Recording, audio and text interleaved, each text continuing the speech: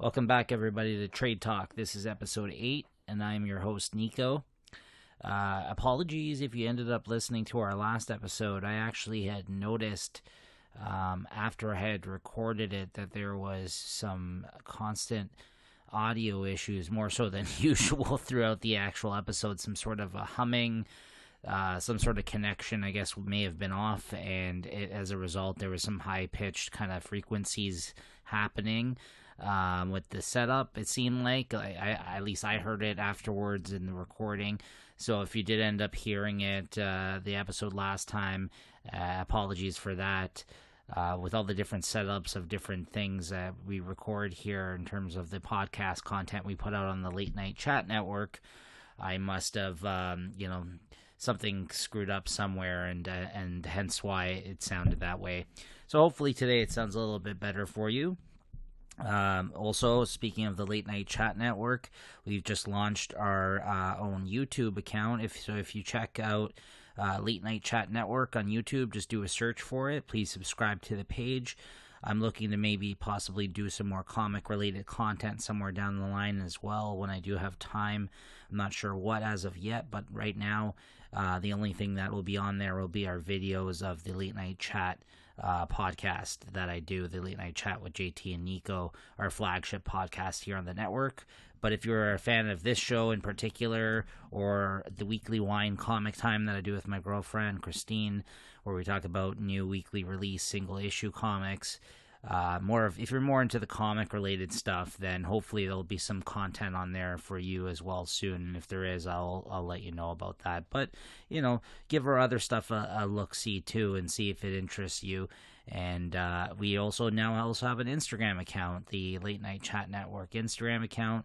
So check that out as well. Lots of different stuff posted on there. So comic related stuff will also be on there as well. And who's to say comics is your only interest, right? I'm sure you guys like other things as well, and there's something for everybody on there, as well as on our network of podcasts, all kinds of different things.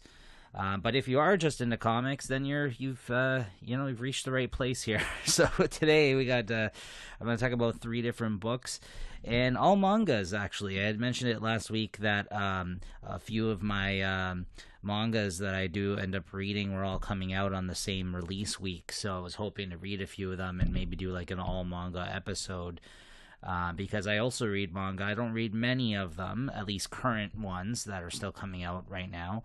But I think anybody who doesn't read it should definitely check it out, because while majority of what I read is Western comics, like the ones where you actually read left to right, not right to left, for anybody who's not familiar with the reading style of manga or just has never given it a try.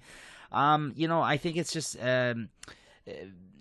anybody who doesn't or was really opposed to it, it's just a very ignorant move, I would say. And I don't mean to insult anybody out there who hasn't given it a shot, but there's a lot of, you're just closing yourself off to a whole world of different type of comics and content and lots of different genres. Like the manga is interesting because a lot of it, is very specific to genres. Like there's sports mangas, there's mangas about food, like there's historical ones. Like it's just, when it comes to comics, yes, it is majority all hero stuff, like capes and cowls and this kind of shit going on with all like the DCs and Marvels, and then you got a lot of different indie stuff as well, don't get me wrong, and more independent type titles now with Image, who's putting out a majority of a lot of great stuff that I read now independently.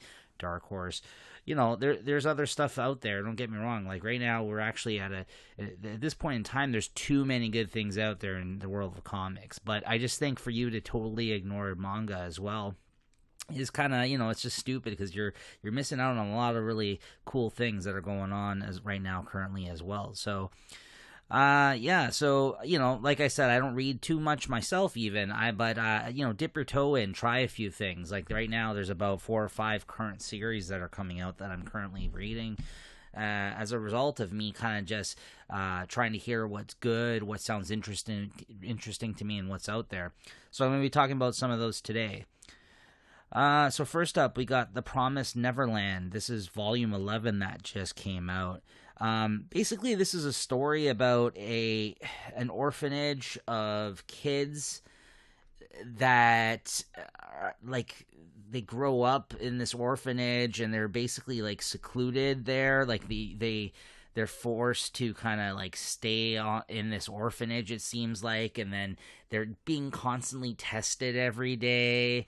And it seems like it's like, cute and innocent at first, but then the story, like after like a volume or two, really takes like a dark turn, and it gets really, really really out there as you find out like this orphanage that they're all part of. When they reach a certain age, they basically get sent away, and like you think that they're basically leaving the orphanage, but really what's going on is that you find out they're in the middle of this like ring of these demons, essentially. They like hunt and kill these kids for game, like basically for sport, and end up eating them as like a delicacy of sorts. Like, and they're basically growing up on this in this orphanage or this piece of land, and then you find out there's all these other different orphanages out there in the world. That they live in this world now in the future, I guess, where these kids aren't even aware of what happened to the world prior to that, like them being there, and what you find out is that they're just being basically bred like for these, like on these farms. Like these are basically just farms for these children to basically grow up on, and then hunted and eaten for these demons' amusement. So that's essentially what this series is. And then as it goes on, it kind of continues to learn how to push, like how to up the ante each volume. Like it's a big group of kids that you're introduced to, and it kind of centers in on a few different key main kids throughout the story.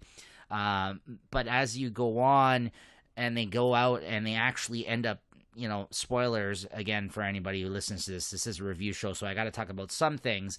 But as I mentioned in the past, I'm going to try to keep some stuff to myself, so and just enough so it may interest you to check out the books if you haven't as of yet. But yeah, basically they end up escaping the school at some point earlier on in this story, this being the 11th volume. And once they get out into the open world, there's just so much other things to kind of like explore, and things that they weren't aware of that was happening outside of the doors of their orphanage, because they've never really left, and how everything's connected and how things work, and adults that may have escaped, that they meet along the way, that have escaped like from these orphanages in the past, that are now adults and trying to survive out there in this world with all these kind of demons and all this crazy shit that is going on outside of their door. So like it's pretty interesting, and like once there's a few twists, a few turns you don't really see coming, and like I said, a diverse group of characters that's kind of expanding as you go on, a mystery that's started in the orphanage that continues outside of the doors when they do end up escaping.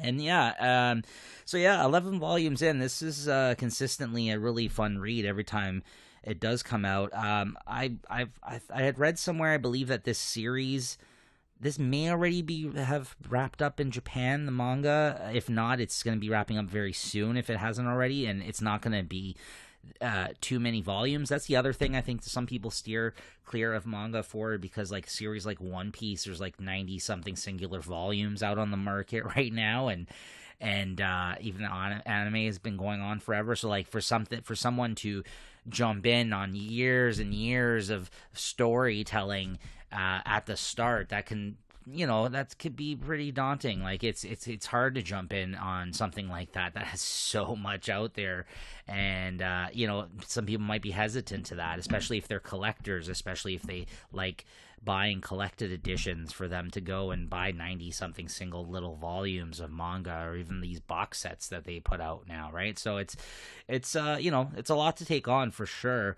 But sometimes things like that are worth the commitment. You just dive in. So this Promised Neverland, though, like I said, it's not going to be that long of a series, and 11 volumes out as of right now. These mangas normally retail for about $10 US retail price. If you're in Canada, sometimes it'll be, maybe $11 or $12 if you're going to buy it online, unless you have a discount somewhere, which always helps.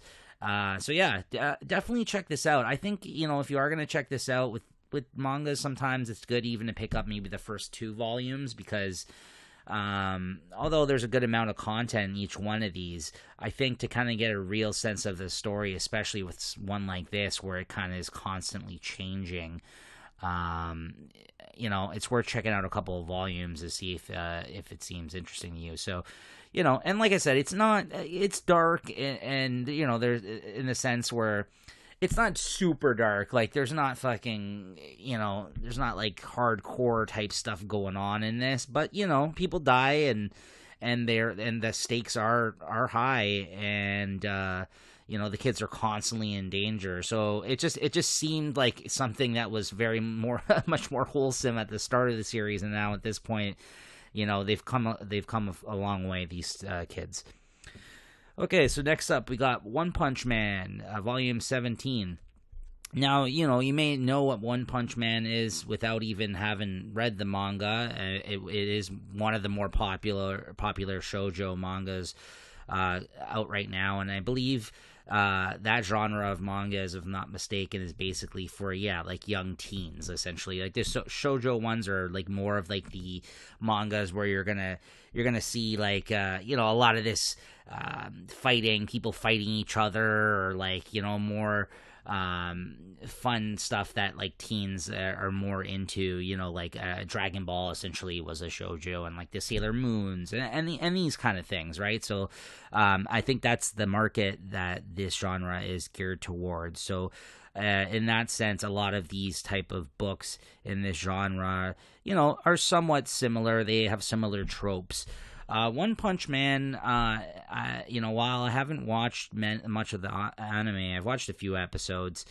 It's been a pretty fun book the whole way through. I find that One Punch Man is essentially at this point, like, there's so many characters in One Punch Man, because like everyone's like there's all these different heroes running around in One Punch Man, and the main character can beat people with one punch. That's and he essentially it seems like he has never trained enough to actually get to the point where he needs to be like, it's not like you ever really see him training. And even when they showed like flashbacks of him and stuff, like, just for whatever reason, just one day he decided he was going to be a hero and be like the best hero, like, and be this One Punch Man guy, and inherently he's just like super strong, and like he's one of these characters that never kind of wants to be the center of attention, isn't striving to be the best constantly. Kind of flies right in the face of like everything like Goku is essentially in Dragon Ball, because he's always, I mean, that is what he wants to do. He always wants to fight the best. He always wants to get stronger. He always wants, to be tested. And in a sense, like, this guy kind of just, like, whatever comes his way, he'll address it, and he'll usually take out everybody. Well, it's not usually always, as far as we've seen so far, is taking everybody out in one punch. But, like, I just feel like this manga is just a mishmash of, like, all these different types of mangas that people know and love. Like, there's characters in here that there's another manga called JoJo's Bizarre Adventure. There's characters that look like JoJo guys in this. There's characters that look like Dragon Ball guys in this. There's characters that look like Bleach, people from Bleach. There's people that look like they're sorry, I'm just looking through it right now to be reminded of some, like, the different characters that showed up. It's like, it's almost as if it's like a manga where they're commenting on all their mangas, and it is just like one like mishmash of everything that makes those mangas enjoyable, and like a bunch of different heroes are just running around in this world, and they're just fighting monsters and each other, and there's like a league of bad guys, and there's like a monster society, and these things just pop up in different areas of the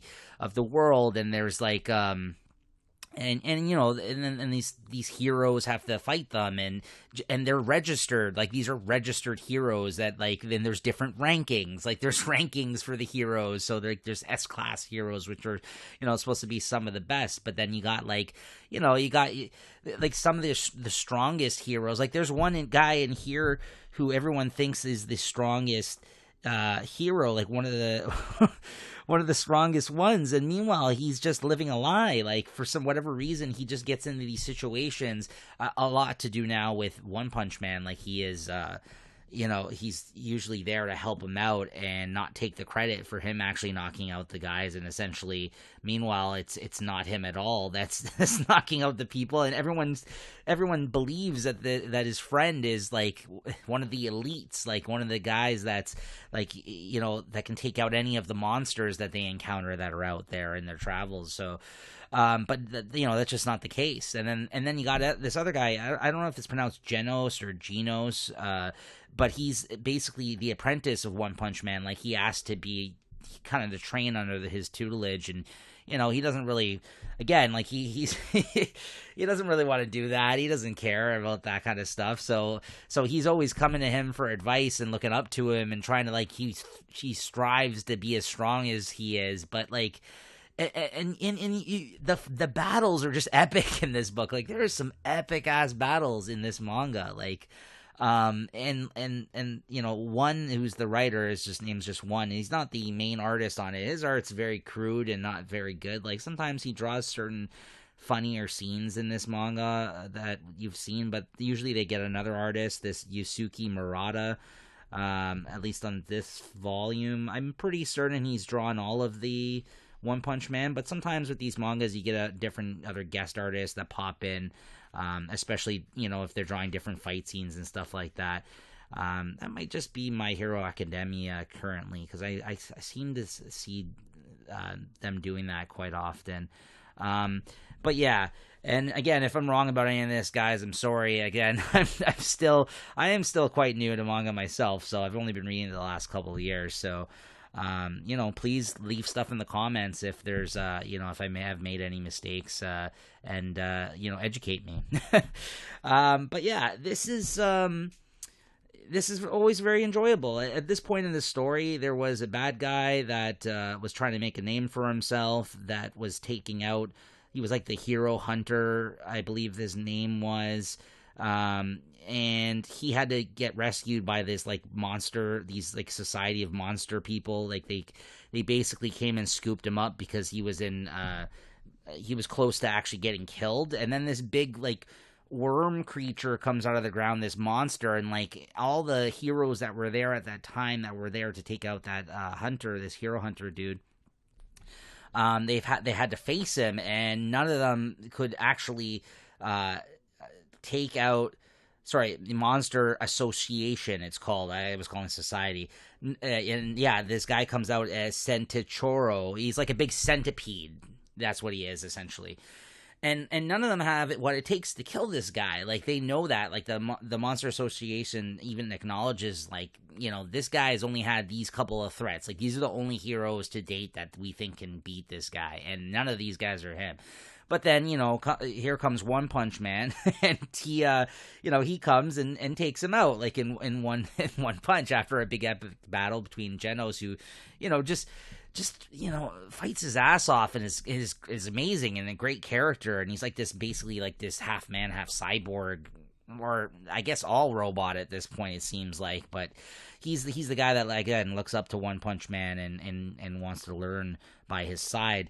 But yeah, he just throws down and almost gets killed doing it, and actually puts up a pretty good fight. But then One Punch Man comes along and, punches this thing one time, destroys it, and then, meanwhile, you got this other dude, the Monster Hunter guy that was, Hero Hunter, who was saved by these Monster Association. Like, they want to bring him in and basically use him against the heroes.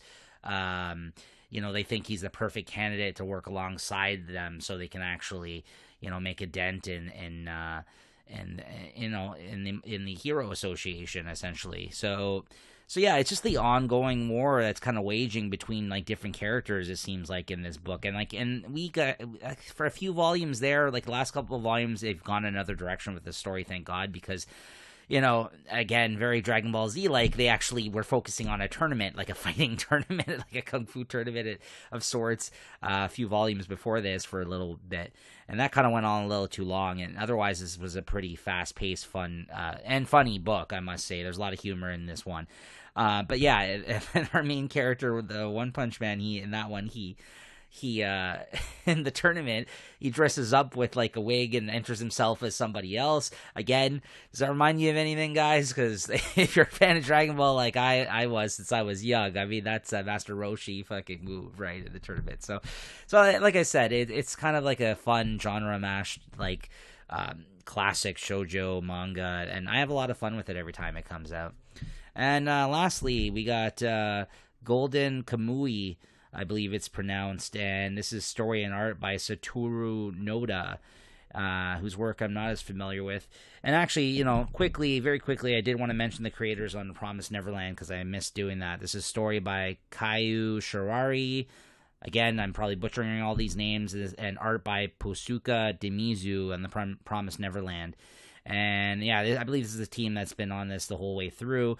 The art's always of good quality on that one. Nothing crazy. It's not like my favorite manga art I've seen, but it's good. It does a good job, serviceable for the story. Anyways, back to Golden Kamui. This is one of my favorite books coming out right now. And this is coming out through Viz's signature line, and these are like their more mature titles. It seems like more. These aren't your shoujos, essentially. Like, there's swearing in this. There's, some hardcore content in this. There's sex in these books and more mature kind of content. But I really, really enjoy this book. This book is interesting because it's essentially about this guy, the immortal Shugimoto, as he's called. A lot of people know him. He was a soldier in the army who, when he got out, he had heard word of this story of all these prisoners escaping from a prison, and while they were in the prison, they had all tattooed map pieces on their back, which will essentially lead to this grand fortune. And he kind of he seeks out, because he has somebody that died in the war, like one of his other soldier friends, his wife. I guess when he went to speak to her about this, he fell in love with her, and she needs the money, and so he's basically went out on this adventure to find and track down all these different skins, either by copying or actually, taking the skins off of these people's backs, like killing them, and actually keeping these skins to form this big map that will show him where the treasure is hidden. And along the way, he meets a girl who is essentially like, I would say, like, if you think, again, this is like more of Japanese culture, but think like Native Americans, or think like Inuits. Like, they're Aboriginal people of a small like island, I believe, in Japan. They're the Ainu people. He meets this little Ainu girl who kind of shows him the ropes throughout their adventures as he makes his way through this region in Japan. And in that sense, along the way, you actually get a healthy dose of actual historical facts about the Ainu people and their ways, and of plants, and of things they ate, and the types of fashion. Like, the person, there's actually even, I believe, a book that they've put together now. I guess the artist and writer of this book, of like all his like historical data that he's collected for this book. Like, he's done a lot of research from what I've heard, and you can tell like it is chock full of actual interesting historical information mixed in with this fantastical tale about this guy tracking down these skins for this treasure. And the Ainu girl accompanies him, Sugimoto, along the way, and from there you meet and this is my favorite part about the book, just a numerous amount of interesting, weird characters that not one is the same as the other. Like, they're all very unique, the way they look, the way they act, like basically why they've signed up, like, for like helping him out, because there's two teams essentially now of people moving towards collecting the skins. There's like basically your bad guy team and your good guy team, which Sugimoto's part of, and he's got like a few different travelers that are with him. Like one of these guys who's like, I guess, the comedy relief of the book that's always with them. Like, he is like, and again, I'm horrible with names, people, sometimes, so apologies for that. But like he is like an escape artist. He's like the best escape guy that, like, I guess, escaped out of prison like numerous times. Including involved in this with the tattooing of the backs. Like, he was part of that group of people, but they've just copied, I think, his tattoo, and, you know, they didn't have to skin him or anything, and he's basically been, you know, helping them along in their adventures. But then you find out that he's kind of playing both sides at one point, because he has some allegiance to some of the people that are working on the other side, basically. And they're both chasing down these skins, and you know, sometimes they kind of get in each other's way. Sometimes they encounter some crazy wildlife type shit, you know, bears and whatnot, as he's making his way through the forest and across this land, and you learn about their wildlife as well. And it's just so many different interesting elements to this story and characters, and the art is great and it's funny.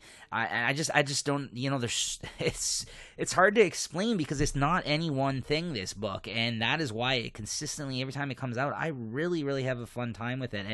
And I believe if it has not come out as of yet, it's supposed to. They are doing an anime of this, from what I had heard. And that might be actually something I might be interested in watching.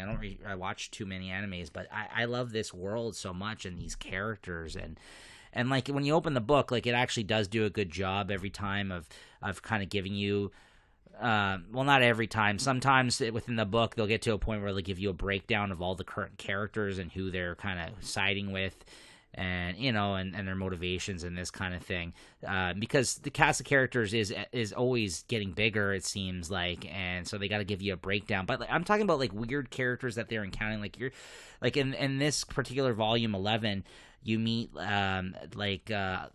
this Japanese Bonnie and Clyde couple. That somehow, you know, meets up with some of these characters in their travels, and I'm sure that's true too. Like, they tell you of an account of a man and wife that were basically like the original Bonnie and Clyde, even before Bonnie and Clyde, and they used to run around and rob banks and kill people and this kind of shit. Like, and then there's another character that's in this who is like a taxidermist, but he makes all these like weird skins out of other people's like bodies, like, and he's also like a weirdo, like, that's done shit, like, and I believe he's also like a cannibal, or if he wasn't the cannibal, there was a cannibal in the book. So that's what I mean. So there's all these weird, uniquely drawn. Like, you don't get confused. And sometimes in these mangas or comics in general, sometimes if you have to draw so many different characters, like, to give each one unique characteristics, so you don't get confused with one character from the other, it's very difficult for the artist. And I mean, this guy's doing it all himself. He's writing and drawing this, and he did the research. And yeah, I really, really love this book, if you cannot tell. And it's so, like I said, it is a lot of different things. But if you just like good books, check this out, because if any of that sounded interesting to you, I really, really love it, and I look forward to it every time it comes out. So, you know, it was no surprise that I was going to read this at the top of my stack this week. All right, so, you know, actually ran a little bit longer than usual, it seems like, talking about these three today. So if you did enjoy this, if you have any comments on the show, you want me to talk about more manga, let me know. I'm always open to that, or mixing it into my regular other comic reading. Currently, and like I said, there's only about maybe these three titles and maybe two others that I'm currently reading that are coming out every couple of months in paperback form. But yeah, I'm always down to talk about some manga as well. As you can tell, I do enjoy this genre as well. And if you have never checked out any manga, definitely do yourself a favor and check it out, guys. All right, so we'll see you guys next time, and thanks for tuning in once again.